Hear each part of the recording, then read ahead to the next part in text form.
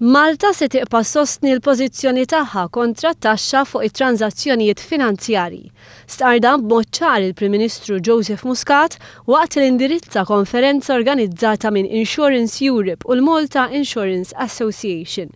Il-Kummissjoni Ewropea qed tipproponi li biex iż-żona euro tkun sostenibbli fl-isfond ta' nuqqas ta' Unjoni Federali jeħtieġ forma ta' taxxa fuq il-pajjiżi membri kollha taż-żona.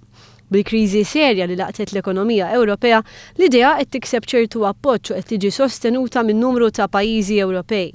It-taxxa għandha l-potenzjal li tiġġenera ma' 57 biljun euro fis-sena. Il-Prim Ministru stqar li fil-waqt li pajjiżna mhuwiex favur it-taxxa dwar transazzjonijiet finanzjarji, Pajjiżna jibqa' favur miżuri li jippromovu l-kompetittività u favur kundizzjonijiet favorevoli fejn tidħol tassazzjoni. Fejn tidħol l-assigurazzjoni stqar il-Prim Ministru, pajjiżna jibqa' kommess li jippromovi sinerġiji ġodda, li jippromovi sfond leġislattiv favorevoli, korsijiet ta' taħriġ għal professjonisti u kundizzjonijiet li jikkompetu tajjeb fi sfond internazzjonali.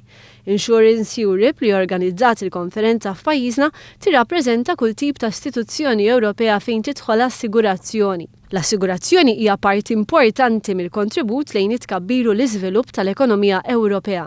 Infatti waqt il-konferenza ntqal li kumpaniji Ewropej jiġġeneraw dħul ta' aktar minn 1100 biljun euro, jimpjegaw miljun ruħ u jinvestu madwar 806 biljun euro fl-ekonomija Ewropea.